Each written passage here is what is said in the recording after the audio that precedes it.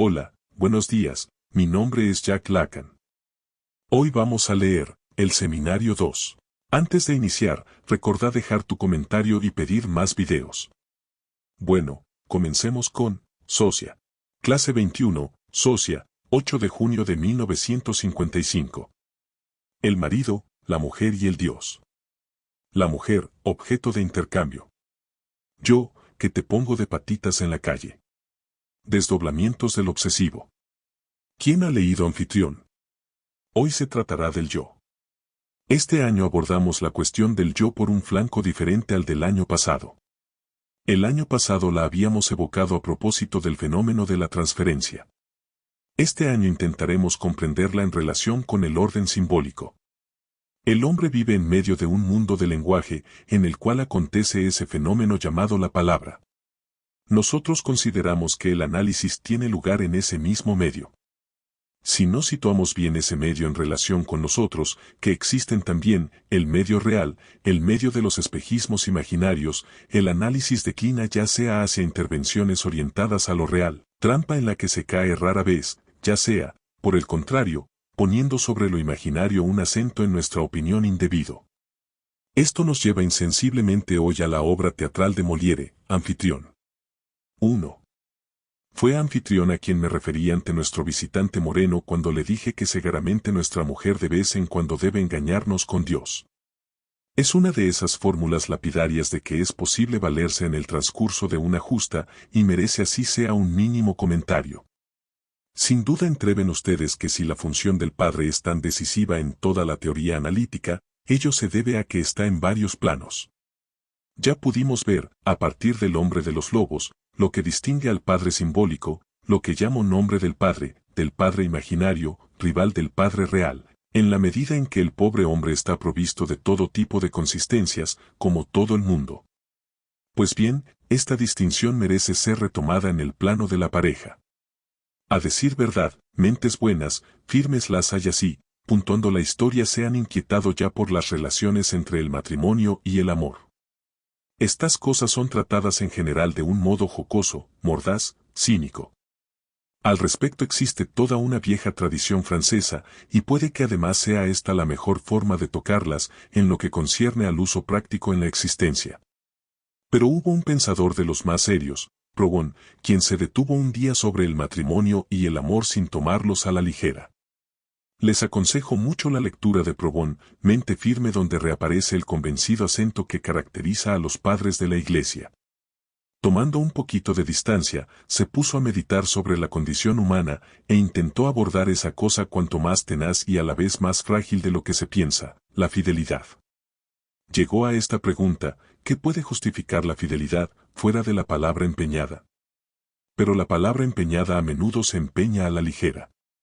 Si no se la empeñase así, es probable que se la empeñaría mucho más raramente, lo cual detendría de un modo sensible la marcha de las cosas, buena y digna, de la sociedad humana. Como hemos observado, esto no impide que se la empeñe y que produzca todos sus efectos.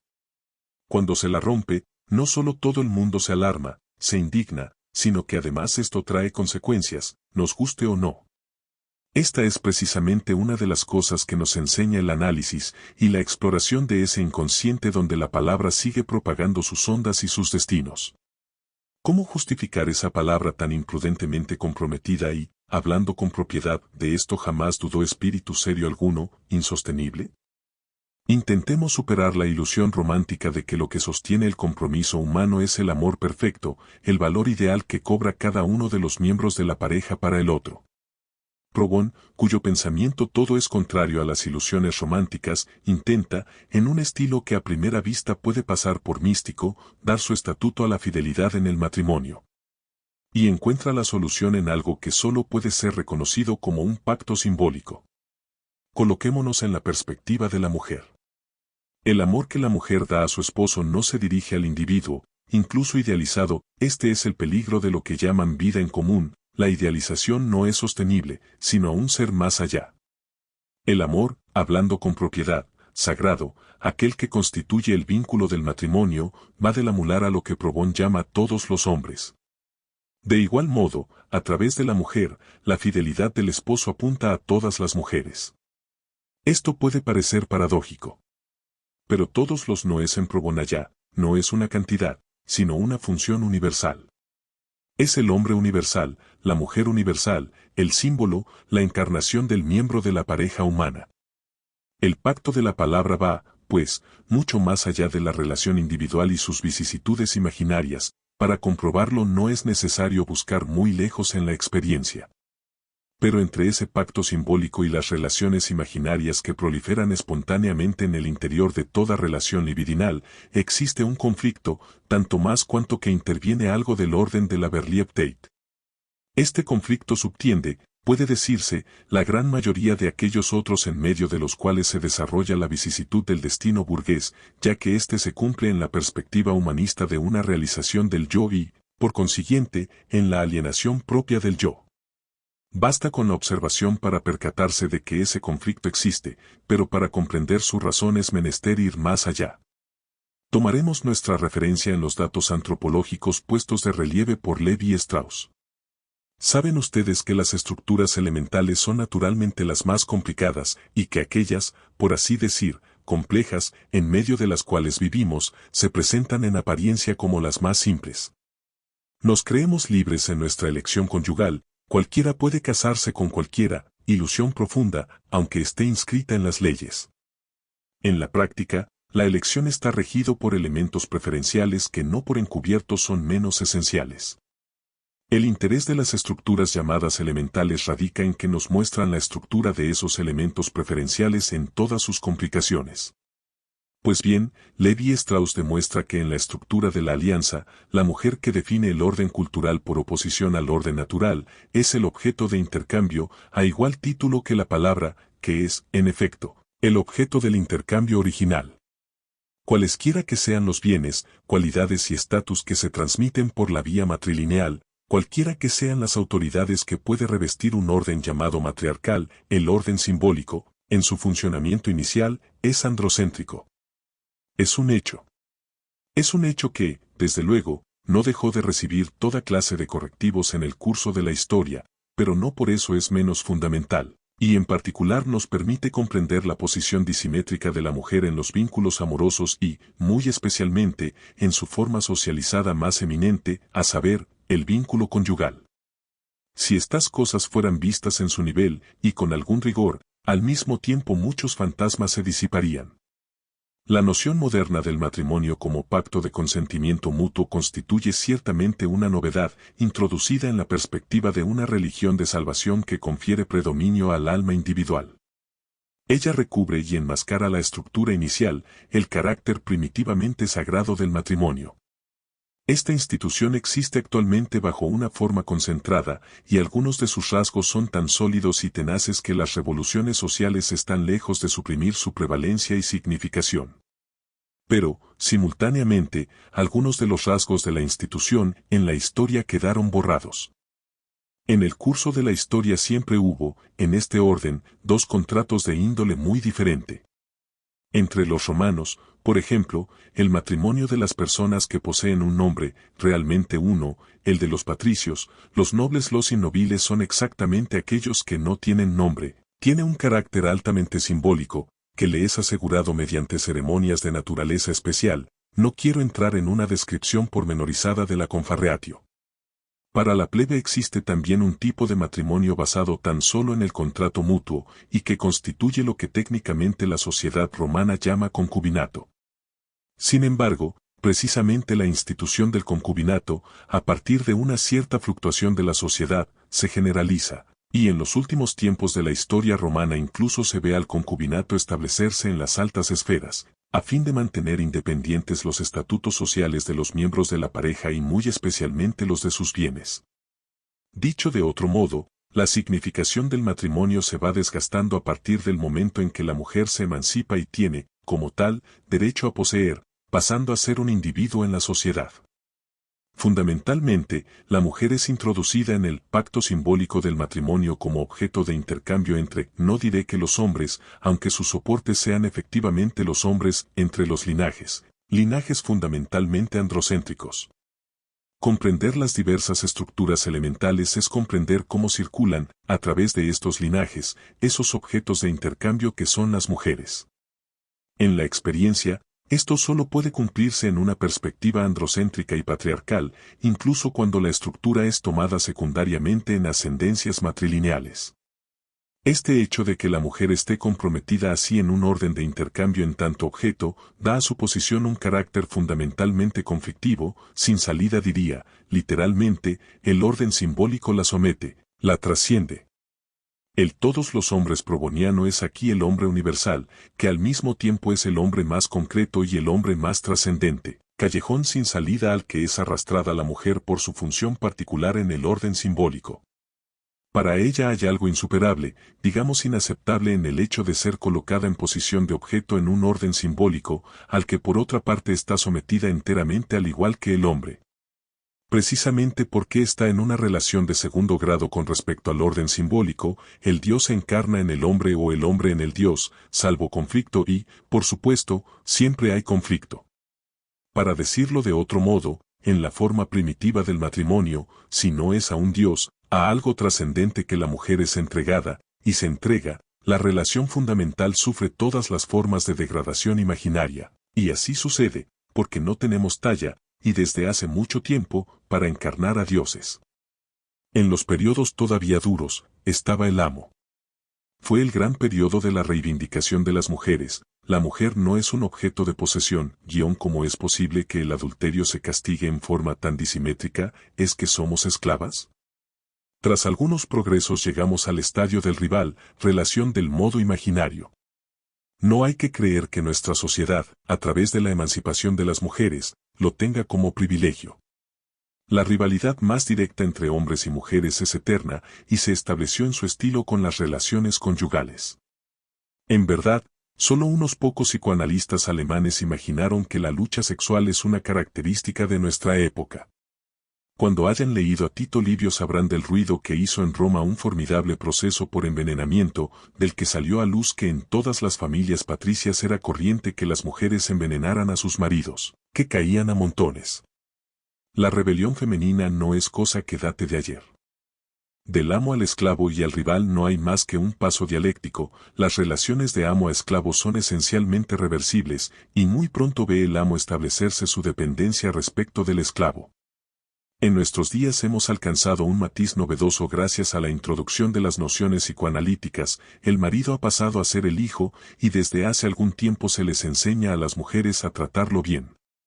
Por este camino se riza el rizo, volvemos al estado de naturaleza. Tal es la concepción que algunos se forman sobre la intervención propia del psicoanálisis en lo que se llama relaciones humanas y que, difundida por los medios masivos de comunicación, enseña a unos y otras cómo comportarse para que haya paz en casa, que la mujer representa el rol de madre y el hombre el de hijo. Dicho esto, el sentido profundo del mito de Anfitrión, tan polivalente, tan enigmático que puede dar lugar a 1000 interpretaciones, es este: para que la situación sea sostenible es preciso que la posición sea triangular. Para que la pareja se mantenga en el plano humano, es preciso que haya ahí un Dios. El amor, ese famoso amor genital al que hacemos objeto de burlas y fiestas, se dirige al hombre universal, al hombre encubierto, del cual todo ideal es tan solo sustituto idolátrico. Relean lo que sobre esto escribe Balint, verán que cuando los autores son algo rigurosos, experimentados, llegan a la conclusión de que ese famoso amor no es nada. El amor genital revela ser absolutamente inasimilable a una unidad que sería el fruto de una maduración de los instintos. En efecto, en la medida en que se concibe este amor genital como dual, en que toda noción del tercero, de la palabra, del Dios, está ausente, se lo fabrica en dos pedazos. Primero, el acto genital, que como todos saben no dura mucho tiempo es bueno, pero no dura y no establece absolutamente nada. Segundo, la ternura, cuyos orígenes, se reconoce, son pregenitales. Tal es la conclusión a la que arriban las mentes más honestas, cuando para establecer la norma de las relaciones humanas se atienen a la relación dual. Les he recordado algunas verdades primeras. Ahora veremos lo que pasa, en Plauto y en Molière. 2. Es un hecho que Plauto fue quien introdujo a Socia, los mitos griegos no son yoicos. Pero los yo existen, y hay un sitio donde los yo tienen naturalmente la palabra, la comedia. Es un poeta cómico, lo cual no significa un poeta gracioso. Pienso que algunos de ustedes han reflexionado ya sobre este punto, quien introduce esta novedad esencial, inseparable en lo sucesivo del mito de Anfitrión, Socia. Socia es el yo. Y el mito les muestra cómo se comporta este pequeño yo de buen tipo como ustedes y yo mismo en la vida cotidiana, cuál es su parte en el banquete de los dioses, una parte muy singular ya que siempre está un poco cercenado de su propio goce. En el fondo de todo esto hay un aspecto irresistiblemente cómico que alimentó sin cesar al teatro. A fin de cuentas, siempre se trata de mí, de ti y del otro. Pues bien, ¿cómo se comporta el yo en cuestión? La primera vez que surge a nivel de este drama se encuentra consigo mismo en la puerta, bajo la forma de aquello que, para la eternidad, pasó a ser Socia, el otro yo. Les haré un poco de lectura, pues esto tiene que entrar por los oídos. La primera vez que el yo aparece, se encuentra con yo. ¿Yo? ¿Quién? Yo, que te pongo de patitas en la calle. De eso se trata, y es lo que da a la comedia de Anfitrión su carácter verdaderamente ejemplar. Basta con picotear aquí y allí, o con examinar el estilo mismo y el lenguaje, para percatarse de que quienes introdujeron este personaje fundamental sabían de qué se trataba. En Plauto, donde el personaje sube a escena por vez primera, la cosa se presenta bajo la forma de un diálogo en la noche, del cual podrán apreciar, en el texto, su carácter cautivante y, con un empleo del término que exige las comillas, simbólico. Estos personajes actúan según la tradición de la parte, tan frecuentemente mal sostenido en el desempeño de los actores. Dos personajes que están juntos en escena se dirigen palabras que valen, cada una de ellas, por el carácter de eco o de quid pro quo que viene a ser lo mismo, que cobra en las palabras dichas independientemente por el otro. El aparte es esencial en la comedia clásica, donde alcanza su grado supremo. Me fue inevitable pensar en esto el otro día, cuando asistí al teatro chino, donde lo que se lleva al grado supremo está en el gesto. Esa gente habla en chino, lo cual no les impide a ustedes quedar pasmados ante lo que les muestran. Durante más de 15 minutos, parece durar horas, dos personajes se desplazan sobre el mismo escenario dándonos realmente la sensación de hallarse en dos espacios diferentes. Con acrobática destreza pasan literalmente el uno a través del otro. Estos seres se alcanzan una y otra vez con un gesto que no puede errar al adversario y sin embargo lo evita, pues éste se encuentra ya en otra parte. Tal demostración realmente sensacional sugiere el carácter espejimaginario del espacio, pero también nos pone frente a esta característica del plano simbólico. Jamás hay encuentro que sea un choque.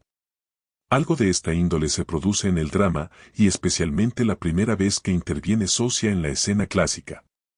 Socia llega y se encuentra con Socia. ¿Quién anda ahí? Yo. ¿Yo quién?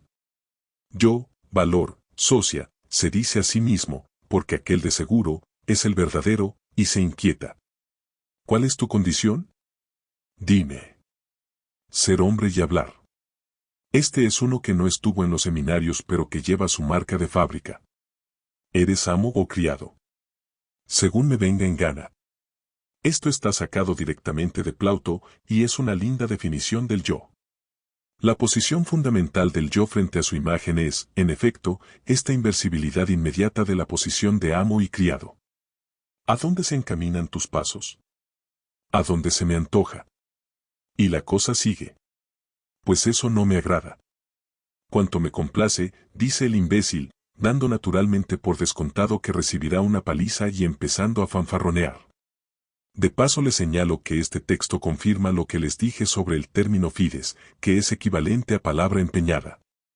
Mercurio se compromete a no volver a caerle encima, y Socia le dice, Toae fidei credo, creo en tu palabra. Hallarán igualmente en el texto latino al innobilis de hace un momento, el hombre sin nombre. Estudiemos a los personajes del drama, según la tradición propia de la práctica que criticamos, como si fueran otras tantas encarnaciones de los personajes interiores. En la obra de Molière, Socia ocupa enteramente el primer plano, hasta diré que solo se trata de él, es él quien abre la escena, inmediatamente después del diálogo de Mercurio preparando la noche de Júpiter. Llega nuestro buen Socia con la victoria de su amo. Deja el farol y dice, he aquí a Alcmena, y comienza a relatarle las proezas de Anfitrión. Socia es el hombre que imagina que el objeto de su deseo, la paz de su goce, depende de sus méritos. Es el hombre del superyo, aquel que eternamente quiere elevarse a la dignidad de los ideales del padre, del amo, e imagina que así podrá alcanzar el objeto de su deseo. Pero Socia nunca logrará hacerse oír por Alcmena, porque la suerte del yo, por su propia naturaleza, es hallar siempre su reflejo frente a sí, reflejo que lo desposee de todo lo que desea alcanzar. Esa especie de sombra que es a la vez rival, amo, o esclavo llegado el caso, lo separa esencialmente de aquello que está en juego, a saber, el reconocimiento del deseo. Al respecto, el texto latino tiene fórmulas sobrecogedoras en el curso de ese diálogo impagable en el que Mercurio, a fuerza de golpes, obliga a Socia a abandonar su identidad, a renunciar a su propio nombre. Y así como Galileo dice, y sin embargo, la tierra gira, Socia vuelve sin cesar a esto, sin embargo, soy Socia, y pronuncia estas maravillosas palabras, por Pollux, tú me alienabis nunquam, jamás me harás otro, qui noster sum, que soy nuestro. El texto latino indica perfectamente la alienación del yo y el apoyo que éste encuentra en el nosotros, en su pertenencia al orden donde su amo es un gran general. Llega Anfitrión, el amo real, el garante de Socia, aquel que restablecerá el orden. Lo notable es precisamente que Anfitrión será tan estafado, tan embaucado como el propio Socia. No comprende nada de lo que Socia le cuenta, esto es, que ha encontrado otro yo. ¿A cuánta paciencia debo exhortarme?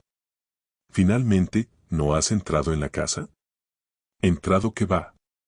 ¿De qué manera? ¿Cómo? Con un palo en mi espalda. ¿Y quién? Yo. ¿Tú pegarte? No, el yo de aquí.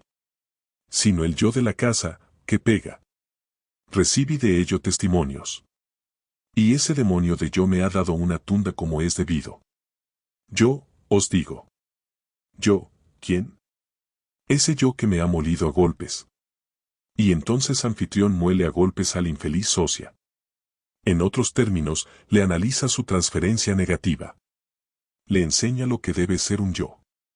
Le hace reintegrar en su yo sus propiedades de yo. Escenas agudas e inenarrables. Podría multiplicar las citas que muestran siempre la misma contradicción en el sujeto entre el plano simbólico y el plano real. Es que efectivamente Socia llegó a dudar de ser yo cuando Mercurio le contó algo muy especial, lo que hizo en el momento en que nadie lo veía. Socia, sorprendido por lo que le revela Mercurio sobre su propio comportamiento, comienza a ceder un palmo. Vamos, empiezo a dudar de veras. Esto es muy notable también en el texto latino. Como reconozco mi propia imagen, que he visto a menudo en el espejo, en Speculum. Y enumera las características simbólicas, históricas de su identidad, como en Molière. Pero la contradicción, que también aparece en el plano imaginario, estalla, equidem corto idem qui semper fuit, sin embargo soy el mismo que siempre fue. Y aquí, apelación a los elementos imaginarios de familiaridad con los dioses. Sin embargo he visto ya esa casa, es la misma, recurso a la certeza intuitiva susceptible no obstante de discordar. Lo ya visto, lo ya reconocido, lo ya experimentado, entran muchas veces en conflicto con las certezas que se desprenden de la rememoración y la historia. Algunos ven en los fenómenos de despersonalización signos premonitorios de desintegración, mientras que no es de ningún modo necesario ser propenso a la psicosis para haber experimentado 1000 veces sensaciones semejantes, cuyo resorte está en la relación de lo simbólico con lo imaginario. En el momento en que Socia afirma su desconcierto, su desposesión, Anfitrión le hace una psicoterapia de apoyo. No digamos que Anfitrión está en la posición del analista. Limitémonos a decir que puede ser símbolo de ella, en la medida en que con relación a su objeto sí es cierto que el objeto de su amor, su princesa lejana, sea el psicoanálisis, el psicoanalista ocupa la posición, digamos, para ser corteses, exiliado de Anfitrión ante su propia puerta. Pero la víctima de este cornudaje espiritual es el paciente. 3. Todo hijo de vecino y sabe Dios que he tenido pruebas cree haber alcanzado lo más recóndito de la experiencia analítica por haber tenido algunos fantasmas de Berliet-Tate, de enamoración, hacia la persona que le abre la puerta en lo de su analista, testimonio no raro de escuchar, aunque aquí esté yo aludiendo a casos muy particulares. En su encuentro con esa pretendida experiencia analítica, el sujeto será fundamentalmente desposeído y estafado. En el diálogo común, en el mundo del lenguaje establecido, en el mundo del malentendido comúnmente aceptado, el sujeto no sabe lo que dice, en todo momento el solo hecho de que hablamos prueba que no lo sabemos. El fundamento mismo del análisis consiste en que decimos 1000 veces más de lo que hace falta para que nos corten la cabeza. Lo que decimos, no lo sabemos, pero lo dirigimos a alguien que es espejo imaginario y que está provisto de un yo. A causa de la propagación de la palabra en línea recta, como dije la vez pasada, tenemos la ilusión de que esta palabra procede de allí donde situamos a nuestro propio yo, justificadamente separado, en el esquema que dejé en suspenso la última vez, de todos los otros yo. Como observa el Júpiter de Giraudox en el momento en que intenta saber de Mercurio lo que son los hombres, el hombre es ese personaje que se pregunta todo el tiempo si existe, tiene razón, y no comete más que un error. Responderse que si el privilegio de su yo en relación con todos los demás está en que es el único del cual el hombre está seguro de que existe cuando se interroga, y sabe Dios si se interroga. Fundamentalmente está ahí, completamente solo. Y porque es de ese yo de quien la palabra es recibida, el sujeto conserva la dulce ilusión de que este yo se encuentra en una posición única.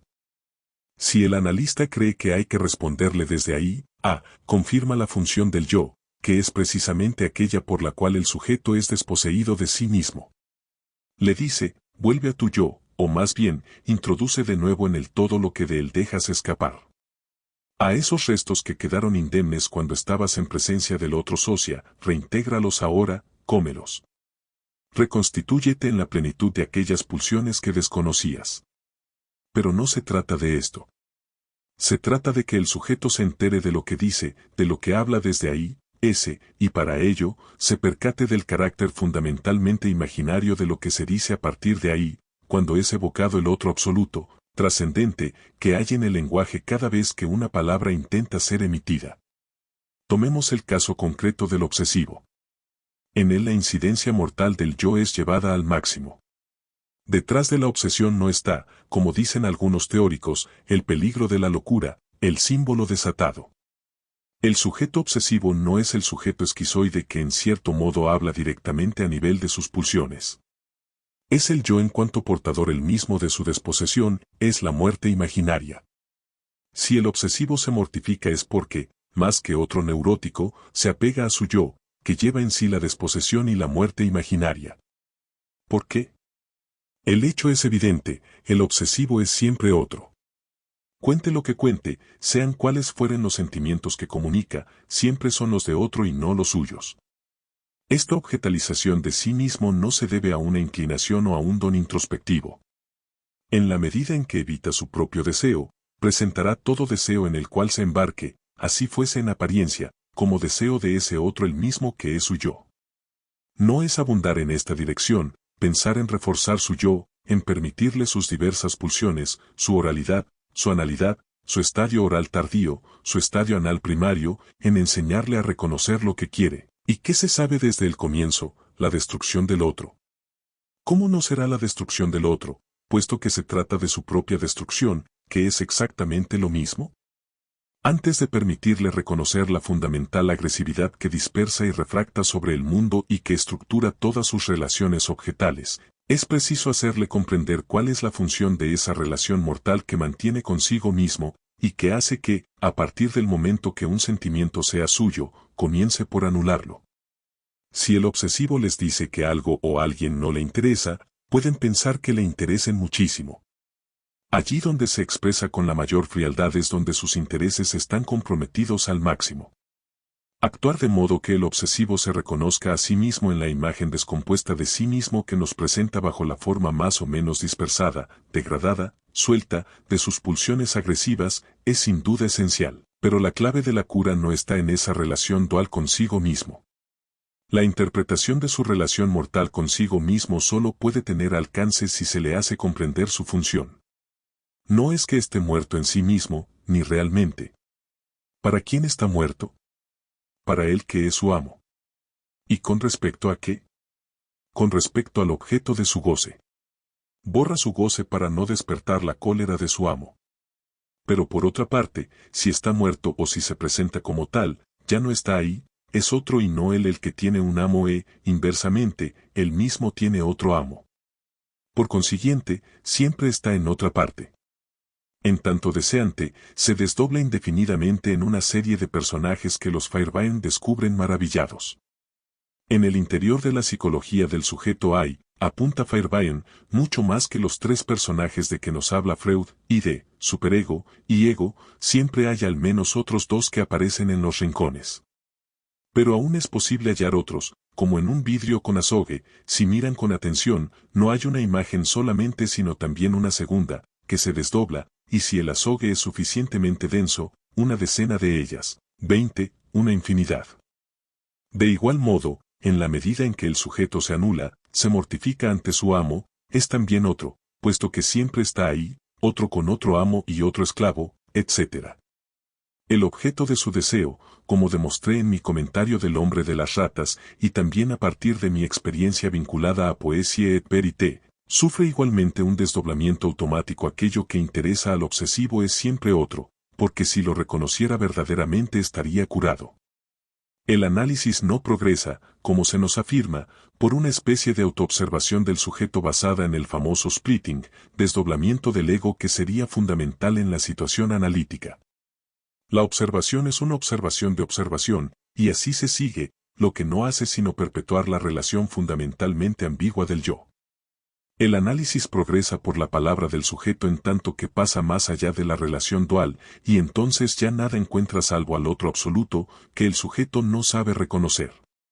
Debe reintegrar progresivamente en sí esa palabra, esto es, hablarle finalmente al otro absoluto desde ahí donde está, desde ahí donde su yo debe realizarse, reintegrando la descomposición paranoide de sus pulsiones, de las que no basta decir que en ellas no se reconoce, fundamentalmente, en tanto que yo, las desconoce. En otros términos, lo que Socia tiene que aprender no es que nunca se ha encontrado con su socia, es absolutamente cierto que se encontró con él. Tiene que aprender que él es anfitrión, el Señor lleno de gloria que no entiende nada de lo que se desea, y que cree que basta con ser un general victorioso para hacer el amor con su mujer. Este Señor fundamentalmente alienado que jamás encuentra el objeto de sus deseos, tiene que darse cuenta por qué le importa fundamentalmente ese yo, y como ese yo es su alienación fundamental. Tiene que darse cuenta de esa gemelidad profunda, que es también una de las perspectivas esenciales de anfitrión, y en dos planos, el de esos socios que se miran el uno en el otro, el de los dioses. De un doble amor, Alcmena engendra un doble fruto. Alcmena está mucho más presente en Plauto, con el tiempo, hemos adquirido un pudor que nos impide llegar lejos en las cosas. A través de esta demostración dramática, si no psicodramática, que es, al menos para nosotros, el mito de anfitrión, hoy quise hacerle sensible hasta qué punto los agudos problemas que nos planteamos están inscritos en el registro de un pensamiento tradicional. Pero esto no me impide aconsejarles que vayan a buscar los testimonios de la ilusión psicologista que les denuncio en los escritos de los autores que la sostienen. En este Verlaine de quien el otro día les hablé tienen un lindo ejemplo. 4.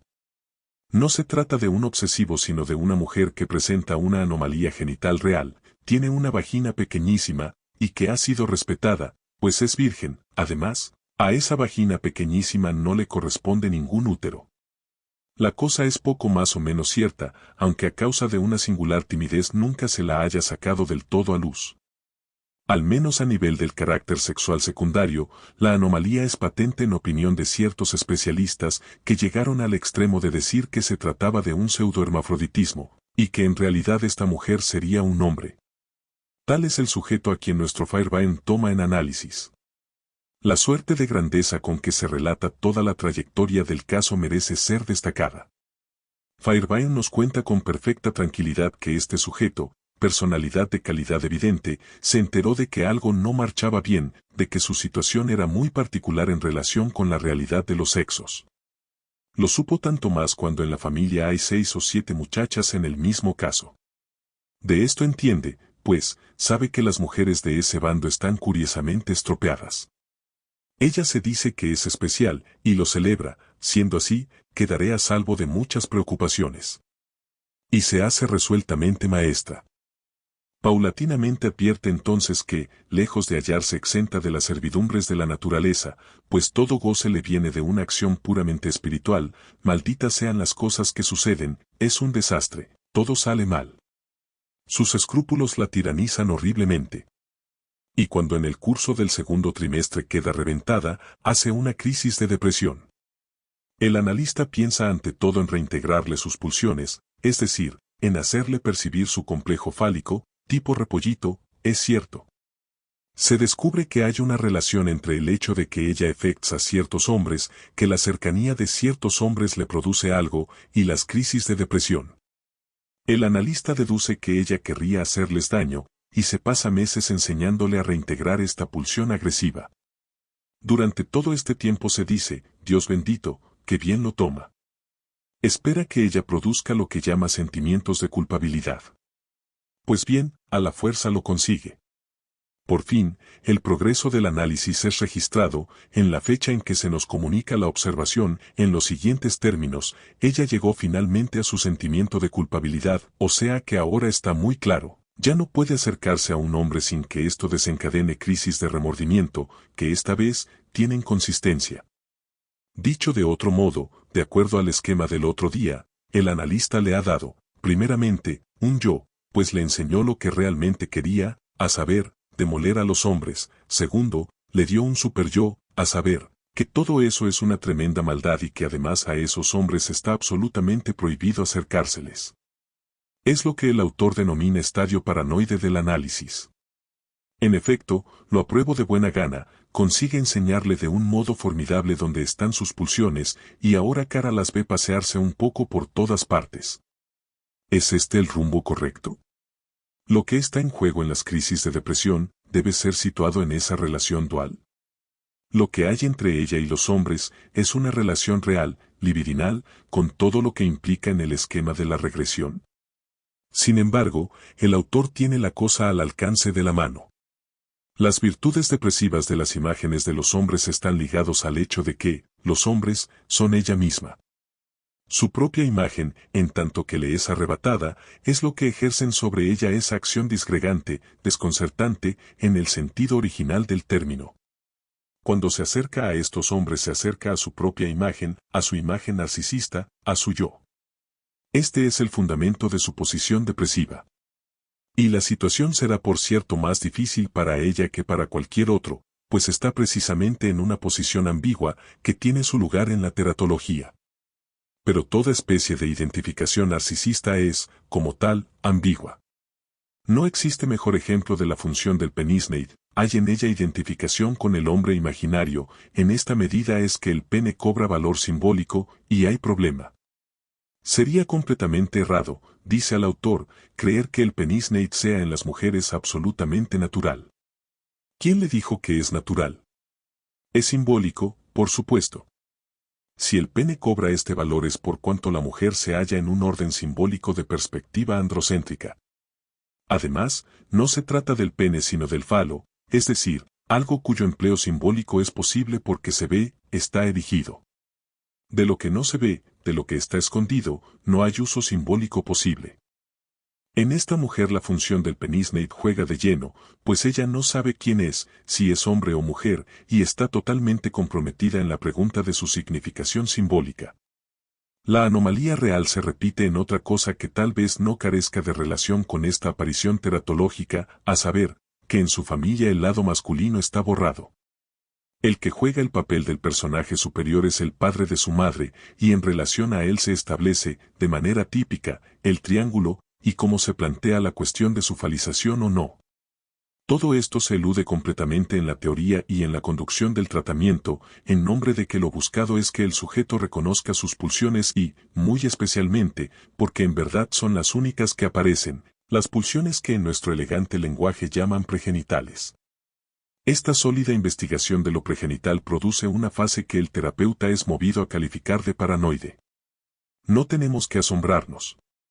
Tomar lo imaginario por lo real es lo que caracteriza a la paranoia, y al desconocer el registro imaginario llevamos al sujeto a reconocer sus pulsiones parciales en lo real.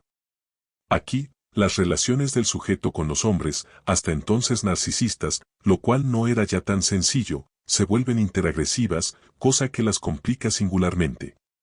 Resignarse a una culpabilidad que dio un infinito trabajo hacer surgir no nos deja augurar rodeos suplementarios que serán necesarios para que el sujeto vuelva a un cauce más apaciguador. Para encontrar la sanción práctica de un error teórico no hace falta buscar mucho.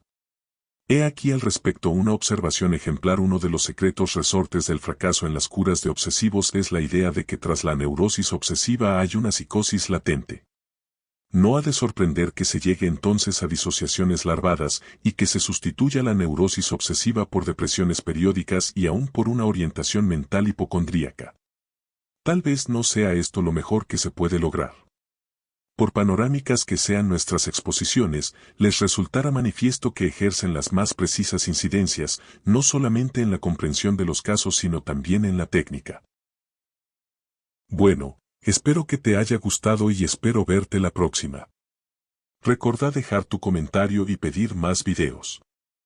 Hasta la próxima.